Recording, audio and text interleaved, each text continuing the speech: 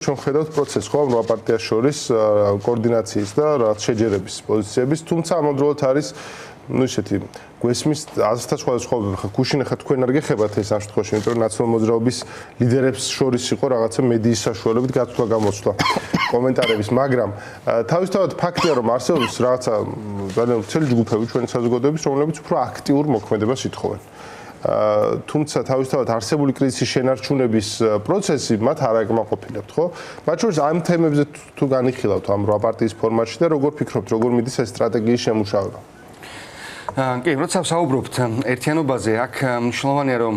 გავიგაზროთ ზუსტად ის, რომ აქ არა მხოლოდ პოლიტიკურ ჯგუფებს შორის ერთიანობაზეა საუბარი, არამედ აქ არის საჭირო საზოგადოებასა და პოლიტიკურ ჯგუფებს შორის ერთიანობის შექმნა და ერთი იდეის ქვეშ გაერთიანება და ამ მხრივ მნიშვნელოვანი ნაბიჯი იყო თავისთავად ამ 8 პოლიტიკური გაერთიანების მიერ გადადგმული, რომ საზოგადოებასთან დაიწყოთ განსხვავებული ერთობლივი თანამშრომლობა და ჩვენ გუშინაც ძალიან საინტერესო საჯარო დისკუსია გქონდა. რუსთაველის პროტესტის მონაწილეები იყვნენ ძირითადად ამ 8 პარტიას გქონდა ერთობლივი საჯარო დისკუსია, საკმაოდ კრიტიკული, საკმაოდ ბევრი შეკითხვა დაისვა, მათ შორის საკმაოდ კრიტიკული შეკითხვები ზუსტად ერთიანობასთან დაკავშირებით, სტრატეგიასთან დაკავშირებით და იყო იქ დებატი, გარკვეული დებატი ამ თემებთან დაკავშირებით. მოკლედ, აქ მნიშვნელოვანი არის ერთი რამ, ჩვენ დავიწყეთ რეგისტრაცია წინააღმდეგობის მოძრაობის წევრების და გვინდა რომ ორგანიზებული ფორმა მიიღოს უფრო მეტად როგორც ეროვნულ დონეზე, ასევე ადგილობრივ, როგორც თბილისში, ასევე რეგიონებში მოკლედ ამ მოძრაობამ ჩვენ შაბათს გვაქვს ერთობლივი ძალიან მნიშვნელოვანი აქცია, მარში, მსვლელობა ბათუმში. მე მინდა რომ კიდევ ერთხელ შევახსენო თქვენს ტელემაყურებელს, რომ შაბათს საღამოს 8 საათზე იქნება ეს მარში, რომელსაც ერთობლივად გეგმავს ჩვენი 8 პარტიის, ესე ვთქვათ, გაერთიანება 8 საათზე ბათუმის პარკის კოლონადებთან დაიწყება ეს მსვლელობა და მინდა ვთხოვო ყველას რომ შემოუერთდეს. ძალიან მნიშვნელოვანია ის რომ რეგიონებშიც იყოს მსგავსი პროტესტი. არის საკმაოდ ბევრი ქალაქი, სადაც აქ თუ 256 დღეა თუ არ ვცდები რუსთაველზე პროტესტის დღეს და არანაკლებად ბათუმშიც მაგალითად მიმდინარეობს ყოველდღიური აქციები და ბათუმი არის ქალაქი, რომელიც ირჩევს ყოველთვის ევროპას. ბათუმია ქალაქი, რომელიც ეუბნება უარს რუსულ რეჟიმს. ოღონდ წინა პროტესტის დიდი ტალღა სწორედ დაიწყო ბათუმში. ამ პროტესტის დიდი ტალღა სწორედ ბათუმში დაიწყო, ბათუმის უნივერსიტეტში. ეს დასავიწყებელი ნამდვილად არ არის. კი, ზუსტად და ბათუმი არის თავისთავად სიმბოლო ამ ბრძოლის და სამწუხაროდ ბათუმს განსაკუთრებულად ებრძვის კიდეც ჩვენი ხელისუფლება, განსაკუთრებულად არუსებს იქ და სხვადასხვა, არ ვიცი ხო, უკრაინის ომის დაწყების შემდეგ მე ხშირად ვიმეორებ ამას, რომ საქართველო იქცა რუსების თავშესაფრად და ბინძურ ფინანსურ ჯიბეთ რუსეთის, რომელიც ეხმარება რუსეთს სხვადასხვა ოპერაციებში და ბათუმი აჭარის ავტონომიური რესპუბლიკა სამწუხაროდ არის ამის გამოვლინება. იქ რაც ხდება, ეს არის ზუსტად რუსების თავშესაფარი და ეს ბინძური ფინანსური ოპერაციების ველი, რომელსაც რუსები ატარებენ ახლა ჩვენს ქვეყანაში და კონკრეტულად აჭარაში. მოკლედ ხო, რაც შეეხებოდა გუშინდელ დისკუსიას, თქვით ის რომ იყო საინტერესო თემები ამ მხრივ და არ ყოფილა მარტივი ამ 8 პარტიის ერთიანობის მიღწევაც, მათ შორის გვესმის რომ ეს არ არის სრული ერთიანობა ოპოზიციურ ველზე ჯერჯერობით, თუმცა ჩვენ გვაქვს იმედი რომ წინააღმდეგობის მოძრაობას შემოერთება ძალიან ბევრი ადამიანი და მათ შორის ორგანიზებულობა გვაკლდა ამ მხრივ და ორგანიზებულობის მიმართულებით იდგმება საკმაოდ საინტერესო ნაბიჯები და ყველაზე მეტად რაც გუშინ გამოიკვეთა დისკუსიაში ეს იყო რომ უფრო ორგანიზებული ხდებით როგორც საზოგადოება, ასევე ოპოზიციური პარტიები და რას აკეთებს ეს წინააღმდეგობის მოძრაობა, ხო? რატომ ვარეგისტრებთ ამ წევრებს, რა იქნება მისი ძირითადი, ასე ვთქვათ, მიზანი, ხო? წინააღმდეგობის მოძრაობა რუსეთთან, რუსულ რეჟიმთან ბუნებრივად არსებობს, ხო? ამას ჩვენ არ გვქონით პოლიტიკური პარტიები, უბრალოდ გვინდა რომ ეს პროცესი გახდეს უფრო ორგანიზებული ვიდრე იყო დღემდე და ამაში დავეხმაროთ ერთმანეთს, დავეხმაროთ საზოგადოებას და ამ მიმართულებით პირველი რაც გვინდა თავისთავად გვინდა რომ ეს ყველაფერი გავიდეს რეგიონებშიც და მოხდეს გაფართოება წინააღმდეგობის წევრების და ახალი წევრების გაჩენა და აი ამ მიმართულებით მუშაობთ. მეორე ეს არის რუსულ პროპაგანდასთან ბრძოლა, როგორც ეროვნულ ასევე ადგილობრივ დონეზე და განსხვავებული მეთოდოლოგიის შემუშავება, მათ შორის პირდაპირ კომუნიკაციის გზით რეგიონებში რაც ძალიან მნიშვნელოვანია. ეს არის ასევე მიზანი, რომ გაჩნდეს ალტერნატიული პოლიტიკური პროცესები, როგორც ეროვნულ, ასევე ადგილობრივ დონეზე. ალტერნატიული პოლიტიკური პროცესებში გულისხმობ, რომ ეს ვერ იქნება მთლიანად ერთიანი სისტემით აწყობილი და ყველაფერი თავისთავად ვერ გადაივლის რუსთაველის გამზრის პროტესტზე მათ შორის, ხო? გვინდა რომ ასე ვთქვათ, ადგილობრივ დონეზე, რეგიონულ დონეზე შეიქმნას სხვადასხვა ტიპის პროცესები, ანუ სხვადასხვა ტიპის, ანუ პროტესტს არ აქვს ერთი ფორმა და მხოლოდ აქციის ფორმა თუნდაც და ამ ხრივ გვინდა რომ გაჩნდეს ალტერნატიული პოლიტიკური პროცესების გაჩენის საშუალება მივცეთ, მათ შორის არაპოლიტიკოსებსაც, მათ შორის ახლა შეიძლება საერთოდ არ უჭერდეს მხარს ადამიანი ამ კონკრეტულად რომელიმე თუნდაც არც ერთ სამ რვა პოლიტიკური ძალიდან ეს ყველაფერი ეს კი ყოველდღიურად მექნება, ეს ყველაფერი მიდის 4 ოქტომბრის დღისკენ, ეს დღე არის მნიშვნელოვანი თარიღი ამ გაგებით. აქ არის ხო? სტრატეგიულად განსასაზღვრო და მნიშვნელოვანი არის ეს, რომ თუ 4 ოქტომბერს რაღაცა დიდს გეგმავთ, მაშინ ამას სხვანაირი მომზადება ჭირდება. თუ ეს უბრალოდ პროცესის შენარჩუნება არის ასეთი, რომ რაღაც მომენტში თქვა შეირყავა ეს ხელისუფლება, ესეც ამასაც სხვანაირი მუშაობა ჭირდება. ოღონდ მოლოდინებში ჭირდება მართვა. ამიტომ როგორ უყურებთ პირადად შენ ამ საკითხს და თქვენ პარტიაში როგორ უყურებთ ამ თემას? კი, მოკლედ რუსული რეჟიმის დამარცხებისთვის ჩვენ რომელიმე კონკრეტული გამოწერილი დღე არ გვაქვს ნამდვილად და 4 ოქტომბერს რა დასრულდება, რა დაიწყება, ამაზედაც არ გვაქვს კონკრეტულად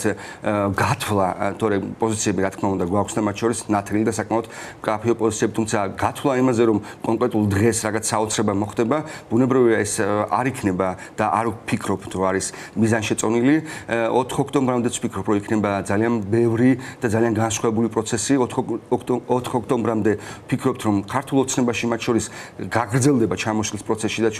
და ჩვენ ხედავთ ხო რაც ხდება ქართულ ოცნებაში და 4 ოქტომბერის პროცესები დასრულდება თუ რაღაც ახალი დაიწყება ამას ვნახავთ ხო ანუ ბუნებრივად ჩვენ ველოდებით კიდევ ერთ გაკალბებულ კიდევ ერთ ფარს საარჩევნო ფარს და ველოდებით რომ საპროტესტო მუხტი კიდევ უფრო გაიზრდება იმის შემდეგ რაც რა ვიცი ანუ კიდევ უფრო გაბრაზდებიან ლელოს წევრები მაგალითად ხო ამათ უნდათ ხო რომ კიდევ უფრო გაგვაბრაზდეთ ამას ითხოვენ გაკალბებული არჩევნებითო და ალბათ კიდევ უფრო გაბრაზდებიან ადამიანები ვინც დღემდე კიდევ ვერ ხვდება რომ გაბრაზებული უკვე უნდა იყოს და საკმარისია ისიც რაც გაგვაბრაზეს. მე ვფიქრობ ერთ რამეს წეგან საუბრობდი რუსულ პროპაგანდაზე და რუსულ საინფორმაციო ომზე, ხო? ანუ ყველაზე მნიშვნელოვანი იდეაში რაც არის, რა ვიცი, მე და ლაშას ერთი თაობის პოლიტიკოსები ვართ, ხო?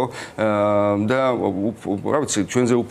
უფროსი თაობები, ახალგაზრდა თაობები ხედავთ იმას, რომ ქვეყანა 91 წლის შემდეგ იმყოფება ძალიან მძლავრ საინფორმაციო ომში, საინფორმაციო დაპირისპირებაში რუსეთთან. ეს ომი არ უნდა წავედოთ. ჩვენ ომში საინფორმაციო ომში ასეთი ტიპის ომში ვართ და დღეს საქართველოს საზოგადოებამ ჩვენმა მაყურებელმა უნდა იცოდეს რომ მოსაგები გვაქვს რუსეთთან საინფორმაციო ომი. მე ხშირად ვამბობ ხოლმე ესეთ რამეს რომ იქ მოსკოვში მიწის ზევით თუ მიწის ქვეშ იქნება აუცილებლად იქნება კგბ-ს თუ FSB-ს კავკასიის დეპარტამენტის საქართველოს განყოფილება, ხო?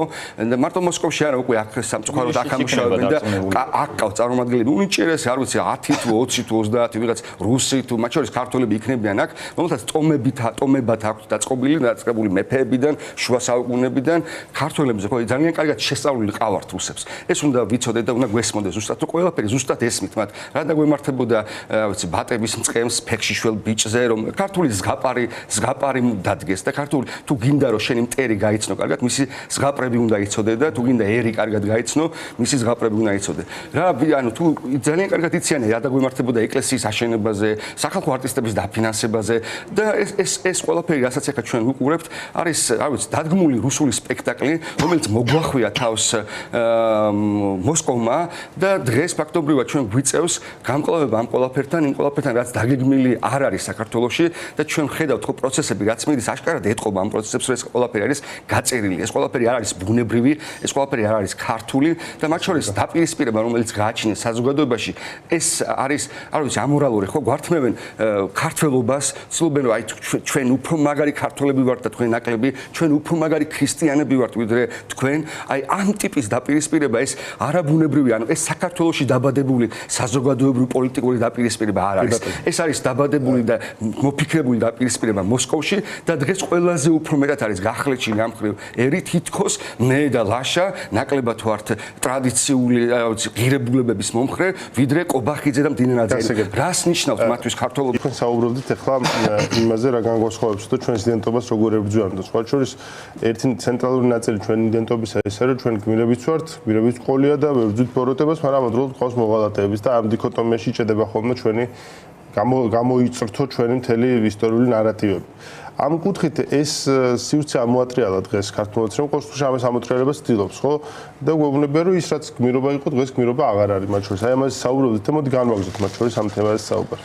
კი, მე ვამბობდი იმას და დარწმუნებული ვარ ამაში, რომ ის პოლიტიკურ საზოგადოებრივ დაპირისპირება, რომელიც დღეს არსებობს ამ ქვეყანაში, არ არის, ასე ვთქვათ, არ არის ქართული, არ არის აქ ორგანიზებული და აქ მოფიქრებული, ეს ყველაფერი დაგეგმილია რუსეთიდან. ანუ მსგავსი გაყოფა არასდროს არ ყოფილა, ხო? ანუ არც დროში, არც 90-იანებში, არც 2000-იანებში არც არ ყოფილა ის, რომ რაღაც პოლიტიკური ჯგუფი, თუნდაც სამთავრობო პოლიტიკური ჯგუფი ერის გარკვეულ ნაწილს, საზოგადოების გარკვეულ ნაწილს ეუბნება, რომ მათში ნაკლებია ქართულობა, მათში ნაკლებია ტრადიციის პატივისცემა, მათში ნაკლებია ქრისტიანობა, ხო? ეს ყველაფერი არის ბინძური